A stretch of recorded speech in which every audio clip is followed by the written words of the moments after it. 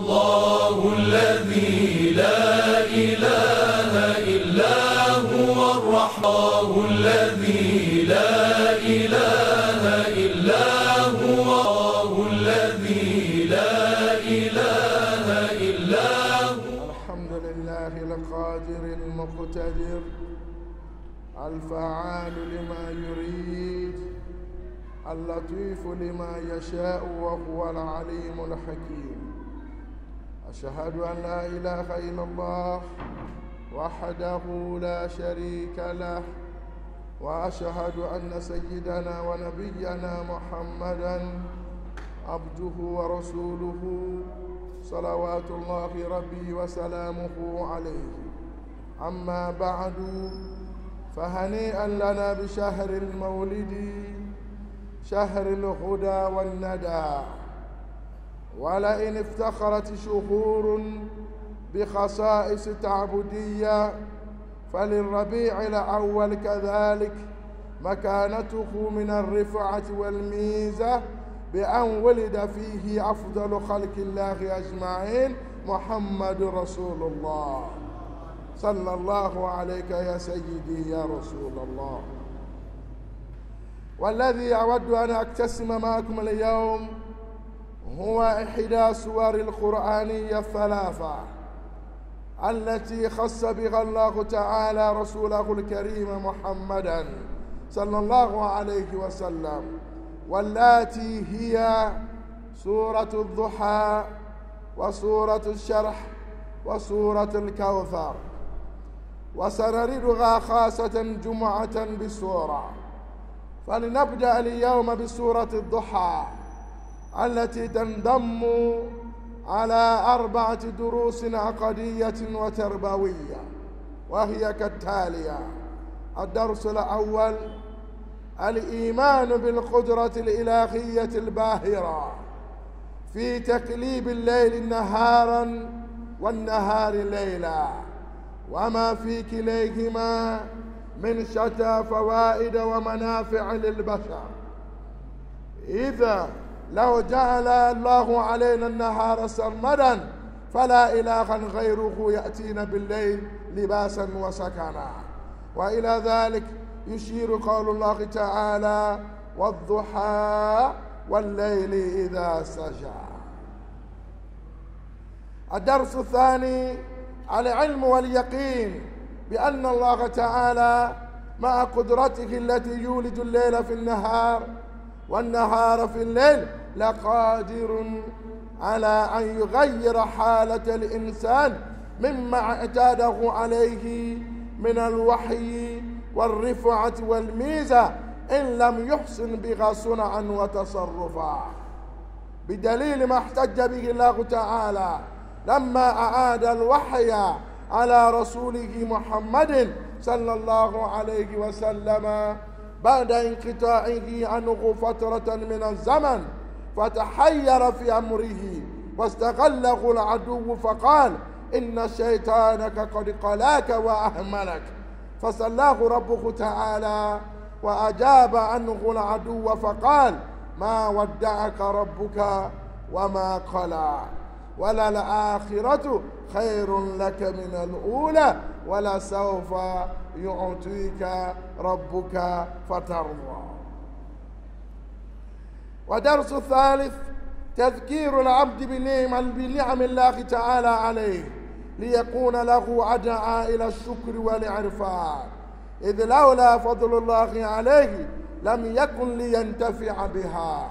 ولكان أمره عكسا وإنكيسا. فاستمع معي إلى قول الله الكريم: ألم يجرك يتيما فآوى ووجدك ضالا فهدى ووجدك عائلا فأغنى. ودرس الرابع والأخير إرشاد العبد إلى وجوب الشكر لله تعالى، وذلك بصرف تلك النعم لابتغاء وجه ربه عز وجل، وخاصة فيما يتعلق بحاله سابقا قبل أن يتداركه فضل ربه سبحانه. وذلك قول الله الكريم: فأما اليتيم فلا تقهر وأما السائل فلا تنهر وأما بنعمة ربك فحدث. ولا يكونن العبد كمثل قارون من قوم موسى أنعم الله عليه فكفر بنعمة الله تعالى وأساء بها صنعا وقال إنما أوتيته على علم عندي، جوابا واعتراضا منه لما قال له رسوله وقومه لا تفرح إن الله لا يحب الفرحين، وابتغي فيما آتاك الله الدار الآخرة ولا تنس نصيبك من الدنيا وأحسن كما أحسن الله إليك ولا تبغ الفساد في الأرض إن الله لا يحب المفسدين. فكان عاقبة أمره ما قاله سبحانه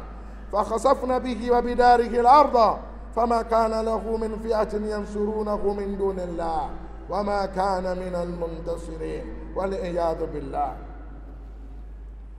ويؤيد هذا المعنى ما رواه أبو هريرة رضي الله عنه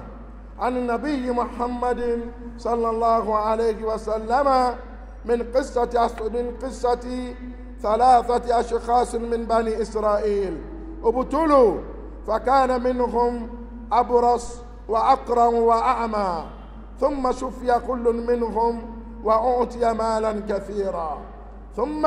أتى كل منهم ملك يطلب منهم زادا يتبلغ به إذ انقطعت عليه الحبال، فلم يتذكر ويشكر ويحسن منهم إلا الأعمى، إذ قال قد كنت أعمى فرد الله إلي بصري فخذ ما شئت ودع ما شئت، فوالله لا أجهدك اليوم بشيء أخذته لله عز وجل. فقيل له أمسك عليك مالك فقد بورك فيك، وإنما ابتليتم فقد رضي عنك وسخط على صاحبيك والعياذ بالله. اللهم بجاه سورة الضحى وبجاه محمد المصطفى ارضى عنا ولا تسخط علينا. اللهم آونا وأحسن معوانا في الدنيا والآخرة. اللهم اهدنا في الأحوال كلها ولا تضلنا لحظة ولا ترفع. اللهم ارزقنا رزقا واسعا حلالا مباركا وأغننا بفضلك عمن سواك يا أرحم الراحمين. أقول قولي هذا وأستغفر الله لي ولكم ولسائر المسلمين والمسلمات من كل ذنب فاستغفروه إنه هو الغفور الرحيم. الحمد لله. adúgbò fún Ọlọ́run ọba ọlọ́lá, ọba tí máa ń ṣe oríṣiríṣi ọlá fún àwọn ẹ̀dá ẹ̀. Ọlọ́run ṣe ọlá fún àwọn oṣù kan, ó pè oṣù kan ní oṣù Ramadan, nínú ẹ̀ láti ń gbààwẹ̀ ọ̀ranyàn. Ó ṣe ọlá fún Rajab àti Shaban, nínú ẹ̀ láti ń gbààwẹ̀ tàtà síwájú Ọlọ́run. Ó ṣe ọlá fún àwọn oṣù kan, ó pè wọ́n ní oṣù hajj, èyàn ní Shawwal pẹ̀lú Zilhijja àti ọjọ́ mẹ́wàá nínú Zulhijja. Ó tún ṣe ọlá fún àwọn oṣù kan, ó pè wọ́n ní oṣù Ọ̀wọ̀, agbé láti rí Zulqa'dah, Zulhijja, Muharram àti Rajab. Oṣù kan wá wò títí ó ní gbogbo ìtọ́lọ́run ṣe fún yín ni kò tí ì tó ìtọ́lọ́run bá ṣe fún òun. Yorùbá Ànábì wa Muhammad à ń pè oṣù náà ní oṣù Rabiul Awwal. Ó ní kí ló dé, kí ló rí tó? Ó ní torí pé nínú oṣù náà la bí Ànábì wa Muhammad sallallahu alayhi wa sallam. Ànábì ló jẹ́ kẹ́ mọ̀ tí ń jẹ́ Ramadan, Ànábì ló jẹ́ kẹ́ mọ̀ tí ń jẹ́ ájì, Ànábì ló jẹ́ kẹ́ mọ̀ nǹkan kan tí ń jẹ́ ọ̀wọ̀ fún Ọlọ́run lára àwọn oṣù kan tàbá bí Ànábì ẹ̀ lè mọ̀. Ọkà débi ń gbé ọjọ́ tàbí Ànábì Muhammad gẹ́gẹ́ sallallahu alayhi wa sallam tí ń jẹ́ ẹjẹ́ lọ́njì. Ànábì ó ṣe àdáyẹrí ọjọ́ náà lọ́tọ̀ ní fi máa ń gbàwẹ̀ fún Ọlọ́run. Ibi táwọn náà gbé ń gbàwẹ̀ lẹ́njì nìyẹn. Tí lẹ́njì bá gbajúmọ̀ lọ́tọ̀ láàrin àwọn ọjọ́ méjèèjì ayé ń gbé nítorí inú ẹ̀ dàbí Ànábì, èwo wá nínú oṣù tàbí Ànábì wa Muhammad sallallahu alayhi wa sallam. Oṣù náà ló ti lé báyìí. Adúgbò fún Ọlọ́run, Ọlọ́run dákun já ṣe ọ̀pọ̀lọpọ̀ ẹlẹ́kẹ̀ẹ́pẹ̀. Ẹ ṣàmì abẹ́ ń sùn ni, ẹ ṣàmì.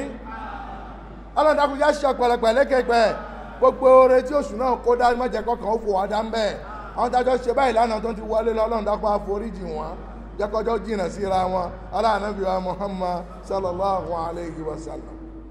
Abẹ́ sọ fúnra wa nípa Ànábì wa Muhammad sallallahu alayhi wa sallam tàbí nínú oṣù táwà yìí. ọlọ́run bá pè rí ó fi àwọn súra mẹ́ta kan ó fi pè rí ànábì wa Muhammad sallallahu alayhi wa sallam nínú al-Qur'an kò fi bẹ́ẹ̀ nìkan sọ̀rọ̀ mọ́ bí ìbá ṣe ànábì ọlọ́run àwọn súra mẹ́tẹ̀ẹ̀ta ni ọ̀kan là ń pè ní súratu Duha ẹlẹ́kẹ̀jì náà ní súratu Alam Nashrah ẹlẹ́kẹta náà ní súra Inna A'tainaka al-Kawthar àwọn súra mẹ́tẹ̀ẹ̀ta ni afẹ́mu wá ká fi bára wa sọ̀rọ̀ nínú oṣù bíbí ànábì wa Muhammad sallallahu alayhi wa sallam agbèlérí àkọ́kọ́ tá fi bára wa sọ̀rọ̀ lẹ́ni tí ń jẹ́ súratu Wadduha àwọn afáwo wọn ní súra ni tọ́lọ́n fi ṣe àdáyanrí ọ̀rọ̀ sí ànábì wa Muhammad sallallahu alayhi wa sallam ó kọ́ àwọn ẹ̀kọ́ mẹ́rin kan dání tí ń kọ́ni ní ẹ̀kọ́ ilé ayé ń bí ń kọ́ni ní ẹ̀kọ́ ìgbàgbọ́ ìjọsìn síwájú ọlọ́run ọba báwo lẹ́rú lè gbé gbà ìhà lẹ́rú lè kọ́ sí ọlọ́run ọba táyé ọ̀dà tí ọ̀run náà ó sì dá ọlọ́run dákun jẹ́ káyé wa ó dá jẹ́ kí ọ̀run wa náà ó tún dá àní àwọn pẹ̀lú ọlọ́run mọ́jẹ́ ó bàjẹ́ láéláé ǹjẹ́ tó bá ń fẹ́ bẹ́ẹ̀ kẹ́tí kó gbọ́ àwọn ẹ̀kọ́ mẹ́rẹ̀ẹ̀rin tí ń bẹ lára súrà náà ẹ̀kọ́ alákọ̀ọ́kọ́ ń bẹ lára àwọn àyà méjì àkọ́kọ́ torí pé Wadduha wal-layli idha saja ọlọ́run ní tani mọ́ ń taná ọjọ́ ayé tani mọ́ ń pa ẹ̀dá mi lóhùn tani mọ́ ń taná ọjọ́ ayé sẹ̀ tani mọ́ ń pa tani mọ́ ń sọ òru dúdú di ìmọ́lẹ̀ ọ̀sán tani mọ́ ń sa ìmọ́lẹ̀ ọ̀sán di òru dúdú ọlọ́run ní ta ló ní agbára bẹ́ẹ̀ lọ́dọ̀ tóun ọlọ́run bàbá da dúró ń gbé kílẹ̀ ó mọ́ kó mọ́ sùn mọ́ta ló lè ní kó sùn tọ́lọ́run bá ní pé kílẹ̀ ó sùn kó mọ́ mọ́ mọ́ta ló lè ní kó mọ́ ọlọ́run ní agbára bẹ́ẹ̀ ń bẹ lára àwọn ọlọ́run ọba tó bá mọ̀ ń pé kò sẹ́nìkan tó lè ṣe bí ìbá ṣe àwa ọlọ́run ọba gbà fún ọlọ́run ọba ń gbé ọba tẹ́nìkan ò sí tó lè jọ láyéláyé mọ́ ọba bí òun ọlọ́run ọba ò sí mọ́ ọba tó nágbára tẹ́nìkan àlefagbára ìfi wẹ́ nìkan là ń pè lọ́lọ́ ìyẹn lọ́lọ́run pè ní pé Wadduha wal-layli idha saja agbára ẹ̀mí ọlọ́run ògo ẹ̀mí ọlọ́run tẹ́ ẹ̀ lè bá pàdé níbì kan tí mo fi máa ń sọ òru dúdú di ọ̀sán agbára ẹ̀mí ọlọ́run tí mo fi máa ń sọ ọ̀sán tó mọ́lẹ̀ tó mú òru dání tí ń gbóná nì ìwọ̀n sọ di tútù ìsọ di òkùnkùn yóò àti àlàáfíà tá sinmi nínú ẹ̀ tẹ̀lé tó lè ṣe bẹ́ẹ̀ Allah ọlọ́run ìgbàgbọ́ yẹn tó lè rí níbì kan mọ́ ọ̀dọ̀ ẹni tẹ́wà eléyìí là ń pè ní Allah eléyìí ni ẹ̀ka sìn ti ń jẹ́ ọlọ́run ǹjẹ́ o gbà bẹ́ẹ̀ bó ti gbà ẹ̀kọ́ àkọ́kọ́ nìyẹn ẹ wá rí ẹ̀kọ́ ẹlẹ́kejì ọlọ́run sọ fún wa nínú àwọn àyà tó tẹ̀lé pé ma wadda'aka rabbuka wa ma qala walal akhirah khayrun laka minal ula wala sawfa yu'tika rabbuka watarda ọba tó ní agbára lọ́dọ̀ tí máa ń sọ ọ̀sán di òru tí máa ń sọ òru di ọ̀sán tí máa ń sọ àsìkò òjò di ọ̀dá tí máa ń sọ àsìkò òtútù di àsìkò ìgbóná nì ọba náà ló ní agbára lọ́dọ̀ ń gbé gbogbo ohun tó ṣe fún ẹlẹ́ni ní ọlá tí ń jọ ẹ lójú nì tó o bá mọ̀ ọ́n rìn kó mọ̀ ọ́ lò fún ọlọ́run tá a bá fẹ́ yí padà kókó mi ìdébẹ̀ ẹ̀gbọ́n lọ́run tóbi ẹ̀gbọ́n lọ́run tóbi dáadáa ẹ dákun ẹja ṣe kan sí Allahu Akbar ọlọ́ni gbogbo ń ta ṣe fún ẹ tí ń jọ ẹ lójú nì tápẹ́ nìkan ò kẹ́ ẹ mọ́ tó ti arígbọ́ láti dé kò lè tán mọ́ ọlọ́run níjẹ́ ó tẹ́ ẹ ṣàmì ó wá rí gbọ́ wọ́n ló ti ní agbára ayé tápẹ́ nìkan ò lè kẹ́ ẹ mọ́ nǹkan kan ò tún lè ṣe nǹkan kan mọ́ pẹ̀lẹ́pẹ̀lẹ́ mọ̀ dọ́wọ́ ẹ̀ ó dijọ́ tó bá rí gbé wọlé lè sọ òru di ọ̀sán tó sọ ọ̀sán di òru nígbà náà kó tó mọ̀ ń gbé omi mérí bọ́ àmọ́ tó bá ti ní agbára débẹ̀ mọ̀ ń gbé bíntí díẹ̀ báyìí la fún ẹ nínú agbára tó bá wà wá ọlọ́run bá tá a bá fẹ́ dàrú mọ́ ẹ lọ́wọ́ kókó mi débẹ̀ nísìn ọlọ́lá ó di olóṣì ọ̀gá ó di ẹlẹ́wọ̀n nísìn ọlọ́run mọ́jà àmọ́ ẹ̀ṣàmí sẹ́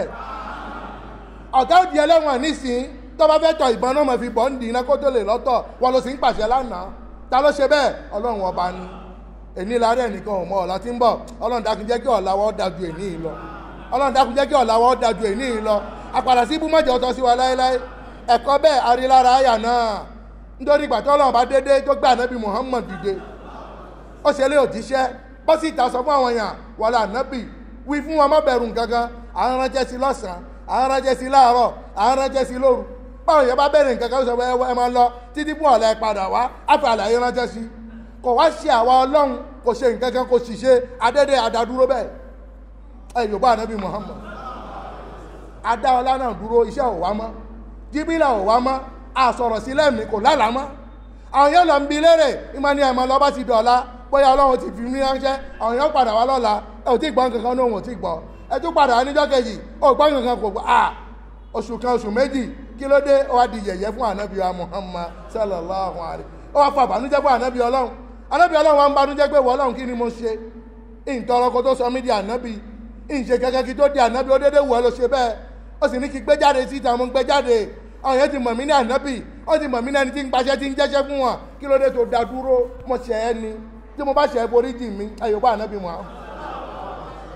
ànábì wa ń dààmú ní dàbò ní tọrọ àforíjì ní yanáfílà ní sunkún àyè wa gba àwọn ọ̀tẹ́ ẹ̀ àwọn ọlọ́tẹ̀ àwọn tó ti fẹ́ tiẹ̀ tẹ́lẹ̀ náà ó dàbò kù afẹ́fẹ́ ti fẹ́ àti ríbùrọ̀ adìyẹ kọ́díkọ̀ lákàṣe ìtọ́nù ká ṣètá nìkan tó wọlé sí ẹ lára tẹ́lẹ̀ rí tó ń sọ̀rọ̀ ńgbẹ́ nìkan sọ ẹ́ di ànábì ó ń gbaṣẹ́ kan wá ó ti tán ó ti jẹ ìwọ̀ fún ó ti ṣiṣẹ́ ó ti jẹ́ ìdúlẹ̀ báyìí ọ̀rọ̀ ẹ ti di yẹ̀yẹ́ ẹ yọ̀ bá ànábì wa Muhammad ọlọ́run dákun mẹ́jẹ kọ́ ọ̀tá ó yọ̀ wá yegede ọ̀tá ò ní tọ́ sí èmi pẹ̀lú ẹ̀ tó bá rò ó kò ní tọ́ sí wa láyéláyé ànábì wa ń dààmú ní sunkún ní barajẹ́ fún ọlọ́run ọlọ́run sì dákẹ́ ní wo níran kò dáhùn Jíbírìlù ò lè sọ̀kalẹ̀ táwọn bá ran àìsàn kankan fún ma ní wọ́n ń wo sẹ́mọ̀ ní wọlé ní wẹ̀gbẹ̀gbẹ́ àbọ̀hún ya wèrè ní àbí nǹkan ṣe òun nígbà tí àyàwó wa sọ̀kalẹ̀ ọlọ́run á ṣàlẹ̀ fún àná mi pé má wà dá karọ̀ búka wà máa kọlà ń ta fẹ́ lò lára àti rí nǹkan méjì la fẹ́ lò mẹ́ ta fi da dúró bẹ́ẹ̀ kí la fẹ́ lò mẹ́ gba àkọ́kọ́ gba fẹ́ dàn wọ ànábì gan o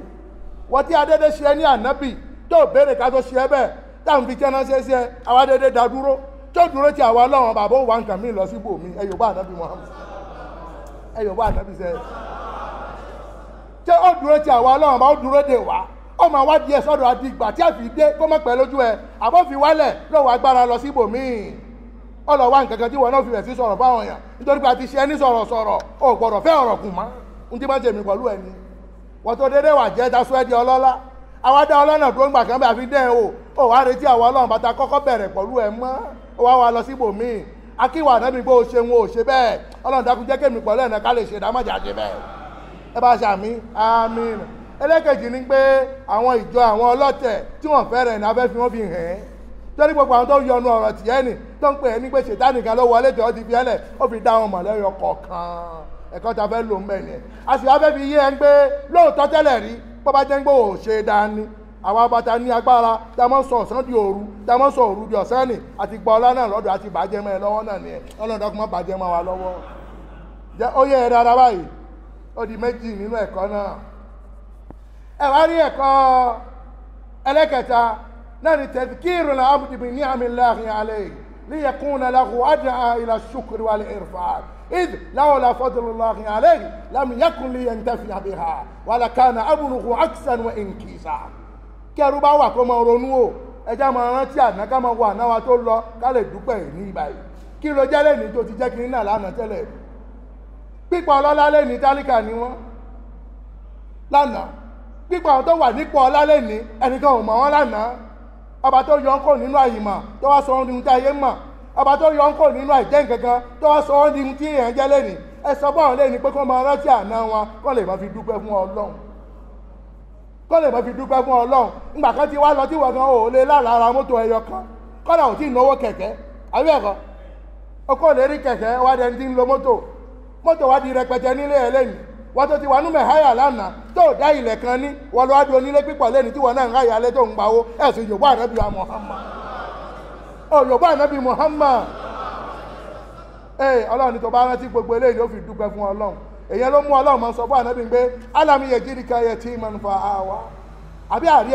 àrí ẹni ọmọ òrukàn bàbá ẹ̀ kú ó fi ẹlẹ̀ ní kékeré ò mọ bàbá tó bí ẹ oyún lọ àti bàbá kú fi ẹlẹ̀ ìyá ẹ̀ kú ní kékeré òun náà fi ẹlẹ̀ lọ àbúrò bàbá ẹ̀ náà kú fi ẹlẹ̀ bàbá ẹ̀ náà tún kú fi ẹlẹ̀ tẹ́lẹ̀ ọmọ òrukàn ni ẹ̀ àmọ́ Ọlọ́run bá ní pé kó ráre fa awa ayin àwọn alámòjútó fún ẹ àwọn tó mójútó ẹ ju ọmọ wọn bíbí lọ tó fi ráre táàlámọ̀ rí òun fi bàjẹ́ dá ló ṣe bẹ́ẹ̀ wọ́wọ́ jẹ́rẹ́ kàtọ́ ọlọ́run fọ́hádà àwọn ọlọ́run bá ló dédé wù tẹ́ṣẹ́ ní ànábì Ọlọ́run tábà fi ẹlẹ̀ tẹ́lẹ̀ rí agbolé òṣà ló ti bí ẹ sí agbolé òṣà àwọn baba ńlẹ̀ tí mójútó kàńbà wọ́n mójútó òṣà pọ̀ mọ́ kàńbà náà ni wọ́n ń dámọ̀ lọ́tọ̀ọ̀tọ̀ òṣà ọ̀tọ̀ọ̀tọ̀ 300 àti 100 òṣà ló yí kàńbà níjọ́ náà lọ́hùn agbolé ànábì Muhammad ní mójútó lọ́rùn gbà ń fi ṣètò Ọlọ́run ọba ní tábà fi ẹlẹ̀ láàrin wọn bẹ̀ ni kí ni wọn náà ń padà ṣe òṣà náà ni wọn náà ń ṣe yọba Ọlọ́run bá ló dédé wù lakó ẹyọ laṣà ẹlẹ́ṣà anù ẹ nímọ̀ lásán ẹ̀dẹ̀ ànábì lórí ìrìnàrí òná mọ́ Ọlọ́run ní ẹlẹ́kẹta ní pé wọ́n wá jẹrẹ kan ilẹ̀ fa agànà tálíkà ní ẹ̀ bàbá tó bí ẹ òfin ọlá kan lẹ̀ fún ẹ kò ní ìyá tó bí ẹ náà òfin ọlá lẹ̀ fún ẹ níjọ́ tí àwọn alágbàtọ́ fẹ́ gbà ẹ́ tán nítorí pé wọn ò náwó ń fi ẹlẹ́ òráre díẹ̀ náà kó tó wá di ìrọ̀lẹ́ kan gbà ẹ́ padà àbáwọ̀ ọlọ́run bá ní pé kébi ó pẹ́ ẹ̀ àní kò jìyà owó akọ́ àwọn ọlọ́lá ti ẹ̀ bá mi òwò ànábì wa Muhammad gbogbo ìmáàmù tó bá dúró dáadáa wàláhì kò ní tààrà owó ọlọ́run kọ́ àwọn ọlọ́lá ti ẹ bá mi ṣe àmì fún bàbá àdínì wa ẹ bá mi ṣe àmì fún bàbá àdínì wa ọlọ́run níjọ́ bàjẹ́ láíláí ànábì wa Muhammad sallallahu alayhi wa sallam ọlọ́run ní arí ẹni tálíkà alákọ̀ọ́kọ́ ìgbàdúrà tá a ṣe fún àyàn ìyàwó ọlọ́lá fún ẹ tíjà àdíjà àwọn èèyàn ọ̀rẹ́ ọlọ́lá fún ẹ Abubakar ọ̀kan nìyẹn Sayyidina Usman àwọn ọlọ́lá nìyẹn àwọn Abdurrahman bin Auf àwọn Talha àwọn Abdullahi bin Rawaha àwọn Sa'd àtàwọn Sa'id àwọn ọlọ́lá nìyẹn ta kó ti ànábì wa Muhammad sallallahu alayhi wa sallam bá ànábì bá ń dárò kankan báyìí wọ́n máa ń dọ́gba pẹ̀lú ẹgbẹ́ ànábì ọlọ́run kí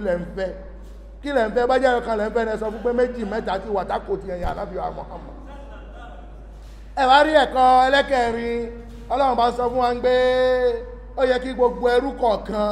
kó mọ oore fún ọlọ́run kó lè dúpẹ́ ohun tọ́lọ́run bá ṣe fún ní ọlá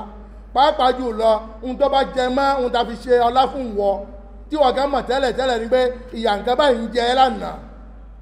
ìnira báyìí ń kẹ̀ ẹ́ lánàá àwa ọlọ́run bá la sọ́ di ọlá mẹ́ ẹ lára nì ìjọ́kíjọ́ tí wọn náà bá pàdé pẹ̀lú àwọn tó wà nírú ìṣe bẹ́ẹ̀ rántí ìṣe ẹ lánàá sí àwọn ẹni náà láàrín ọlọ́run fi sọ fún ànábì pé fa ammal yatima fala taqhar wa amma sa'ila fala tanhar wa amma bi ni'mati rabbika fahaddith ǹjẹ́ tí wọ́n náà bá lọ pàdé pẹ̀lú ọmọ òrukàn ọlọ́gbàwọ́ ọlọ́run bá rí ẹni ọmọ òrukàn tí ìyá ti lè jẹ́ tó lè ráre táàfìyà jẹ́ ǹjọ́kíjọ́ tí wọ́n náà bá gbúrò ọmọ òrukàn níbìkan má ṣe kí ni máa mójútó wọn máa ṣe ọlọ́jọ̀jọ̀ wọn àwọn ọlọ́run bá rí ẹni táríkà àfihàfi jẹ́ àfòsì fi tẹ́ adarí àwọn ọlọ́lá ayé sí ẹ wọ́n wá fún owó wọn àti gbajúmọ̀ wọn fi sìn ẹ́ níjọ́kíjọ́ tí táríkà bá tẹ́wọ́ fún wọn náà dákun bọ́ jẹ́ tọ́rọ kọ́bọ̀ ló bá ní ni bá wọn fi sí lọ́wọ́ má bá táríkà nú jẹ́ tó o bá ní ké sí àwọn tó ní kún fún ẹni náà ẹlẹ́kẹ̀ta ni pé àwọn ọlọ́run bá ta rí ẹni tó lè nù tẹ́lẹ̀ táwa fi ẹ́ mọ̀nà dáṣọ ẹ́ di òjíṣẹ́ ni ìjọ gbogbo pàtó bá ń jíṣẹ́ àwọn ọlọ́run ọba lérí òná mọ̀ lérí kábọ̀ ọ̀nà mọ́ ni gbogbo ìnira tó bá kẹ́ bẹ́ẹ̀ mọ́jẹ́ ojú ẹ lójú ẹ̀yọ́ bá ànábì wa Muhammad wa amma bi ni'mati rabbika fahaddith gbogbo ìnira yóò kó lè rí lérí ọ̀nà ń pé ó fẹ́ polongo iṣẹ́ táwọn ọlọ́run bá rán ẹ tàfi sọ ẹ́ di olórí rẹ̀ ta ṣe ní ànábì ni má jẹ́ kí ìnira náà ó pọ̀ lójú ẹ kò tí ì tó nǹkan kan nínú ìkẹ́ táwọn ọlọ́run bá ṣe fún ẹ ta dédé yẹn ta ṣe ní ànábì aṣáájú gbẹ̀gàn akẹ́yìndé gbẹ̀gbọ́n ànábì wa Muhammad sallallahu alayhi wa sallam ta ṣe ní aṣáájú fún gbogbo ọmọ Ádámù pápátá èyí ni ta ṣe fún ẹni kò tí ì tó ìnira kan tó fẹ́ rí nínú lérí ọ̀nà pé òun ti ṣe àwa ọlọ́run ọba ọmọ ààrẹ ti ìtàn ànábì wa Muhammad sallallahu alayhi wa sallam ọ̀rọ̀ yẹn àwọn arákùnrin mẹ́ta kan alákọ̀ọ́kọ́ mẹ́ ẹ̀tẹ̀ ń bàjà táǹpẹ̀ ní lèprè ẹlẹ́kẹ̀jì irun ara ẹ̀ máa ń jáni ó ṣe irun lérí bí ẹ̀dì àṣà à ń pè ní gal àwọn gàlẹ́ ènìyàn ẹlẹ́kẹ̀rin mẹ́ òun afọ́jú ni kò ríran àwọn méjèèjì wa ń bẹ ọlọ́run dákun gbàdúrà wa fún alálàáfíà fún mi lójú fún mi lálàáfíà ara fún mi jẹ́ kí kòkòrò eré mi kó lọ kí irun lè dúró lérí mi òórùn ara mi kó lọ ọlọ́run ara mọ̀lẹ́kà sí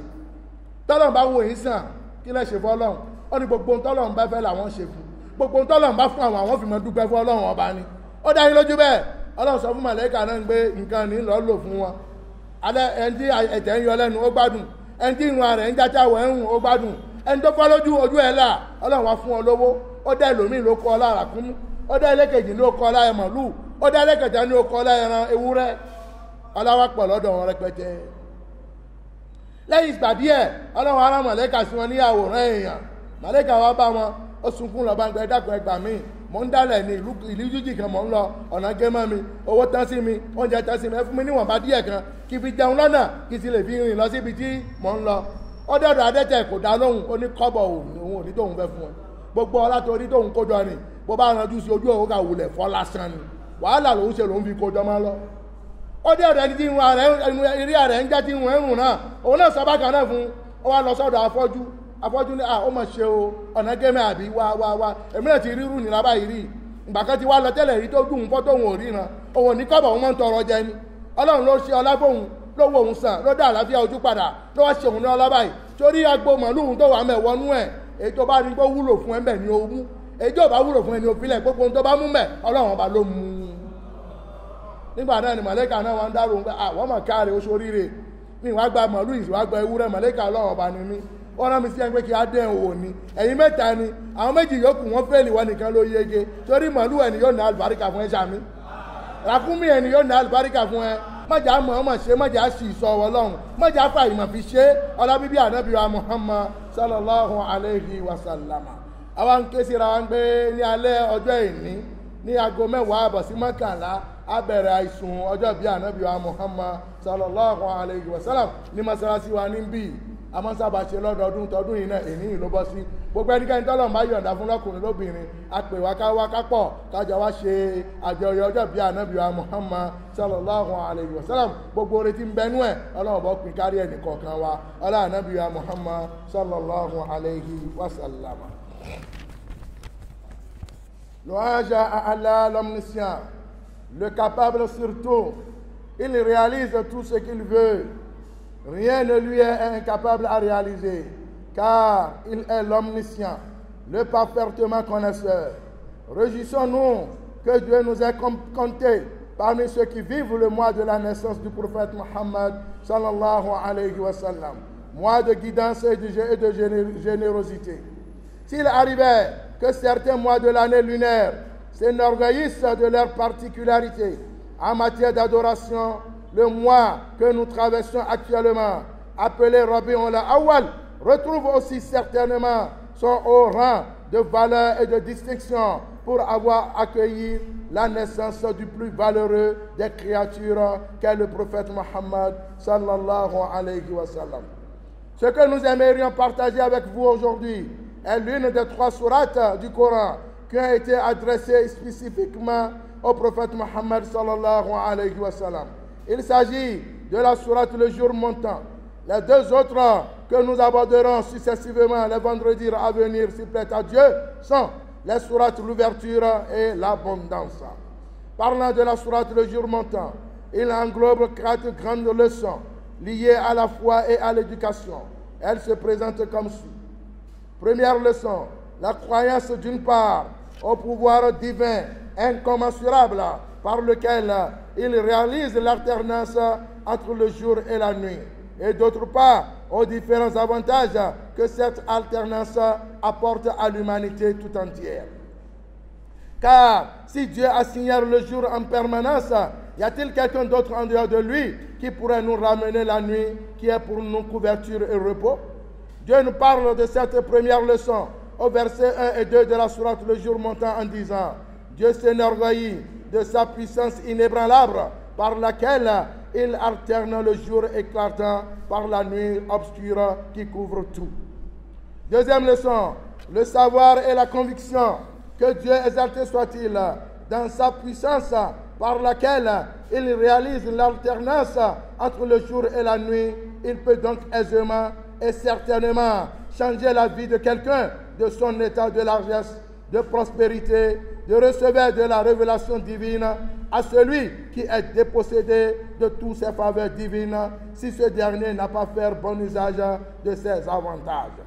Ceci ressort de l'argumentaire que Dieu a utilisé quand il a recommencé par donner la révélation à son bien-aimé le prophète Mohammed sallallahu alayhi wa sallam après la lui avoir coupé pendant un moment donné. Cette suspension avait suscité des stress et des soucis et des remords au prophète. Aussi, ces détracteurs ont saisi ce moment d'interruption de la révélation divine pour le dénigrer et le diffamer, en disant que c'était un diable qui lui transmettait des révélations, mais il a abandonné. À cet effet, Dieu dit au prophète, au verset 3 et 6 de la sourate le jour montant ceci: la suspension des révélations que tu as connues n'est pas synonyme d'un abandon, ni d'un châtiment contre toi, mais plutôt une épreuve pour toi d'une part, et d'autre part pour tes détracteurs. Vu que tu as eu un bon comportement tout au long de cette suspension, nous te rassurons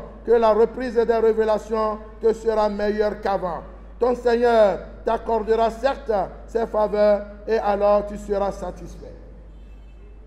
Troisième leçon, le rappel aux fidèles des grâces et faveurs divines dont il jouit, afin qu'il se montre plus reconnaissant envers lui. Car n'eût été cette grâce, il n'aurait pas bénéficié de ses faveurs. et son état serait déplorable. Écoutez avec nous le rappel que Dieu fait au prophète Mohammed sallallahu alayhi wa sallam sur les faveurs qu'il lui a accordées en lui disant au verset 6 à 8 de la sourate Le Jour montant.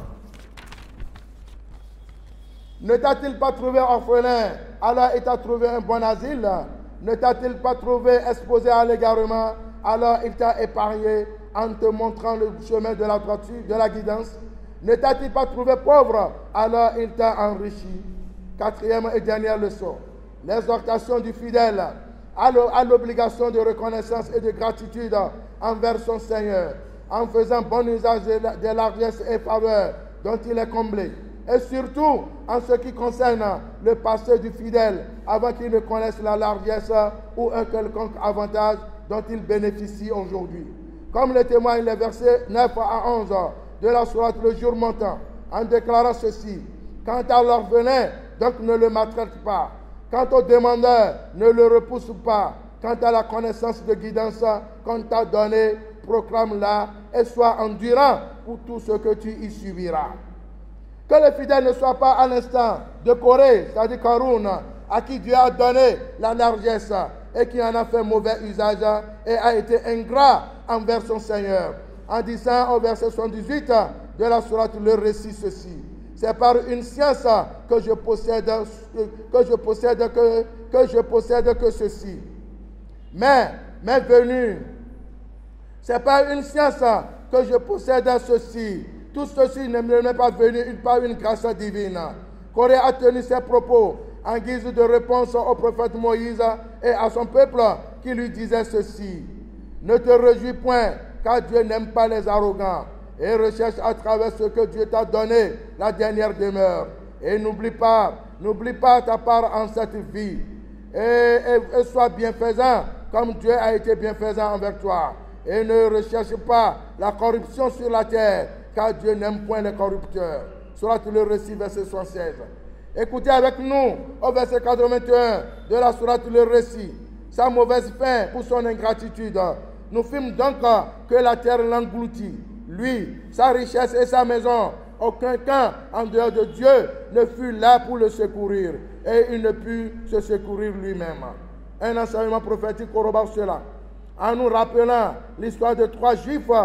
L'un était lépreux, l'autre galeux et le dernier aveugle, qui ont été éprouvés. Dieu les a guéris tous et les a dotés d'une bonne largesse. Ensuite, Dieu envoya vers chacun d'eux un ange qui prit une apparence humaine pour leur demander une assistance, car il s'est transformé en voyageur en détresse. Parmi les trois, seul l'aveugle s'est rappelé de son ancien état d'handicapé et de pauvre. Aussi et surtout que c'est Dieu qui lui a octroyé tout ce qu'il a, alors qu'il ne s'y attendait pas. Il autorisa l'homme à aller prendre dans son cheptel tout ce dont il a besoin et de ne laisser que ce qui ne lui servira pas. En ce moment, l'ange lui révéla son identité réelle et sa mission. L'ange lui dit de garder son troupeau et que les bénédictions divines l'accompagnent. Par contre, les 2 autres vont connaître le châtiment de Dieu, car ils seront ramenés à leur état initial et vont devenir plus pauvres. Que Dieu nous en épargne. Oh Dieu, par les bénédictions de cette sourate Le Jour montant et celle du prophète Mohammed sallallahu alayhi wa sallam, agrée-nous et ne nous châtie pas. Accorde-nous bon asile dans ce bas monde et dans l'au-delà. Oh Dieu, guide-nous dans toutes les situations et ne nous laisse pas à l'égarement. Pour un laps, encore moins pour l'instant d'un clin d'œil. Oh Dieu, accorde-nous de bonnes largesses accompagnées de bénédictions. Par ta grâce, suffis-nous pour qu'on n'ait plus besoin de personne en dehors de toi, car tu es le plus miséricordieux des miséricordieux. Nous vous rappelons et vous invitons à la veillée de prière relative à la commémoration de la naissance du prophète Mohammed sallallahu alayhi wa sallam, qui aura lieu ce soir dans notre mosquée ici, la mosquée centrale de Cotonou-Djonké, à partir de 23h. Inna Allah wa malaikatahu yusalluna ala nabi ya ayyuhalladhina amanu sallu alayhi wa sallimu taslima. Allahumma salli wa sallim wa barik wa an'am ala abdika wa rasulika Muhammadin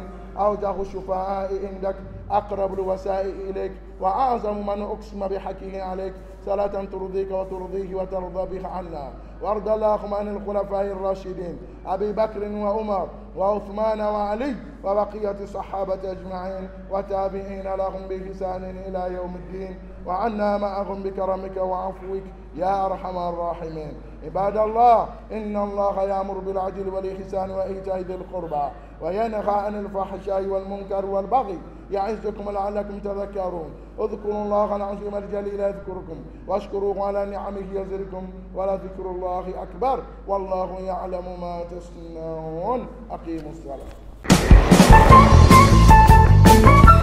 Depuis quelques années au Bénin, la société OMP Sarl vous offre une variété de prestations. Cette fois-ci, il s'agit du nettoyage industriel, le nettoyage et l'entretien quotidien de vos bureaux ou maisons, l'entretien des espaces verts, la remise en état après travaux de construction et la 3D, désinfection, dératisation, désinsectisation.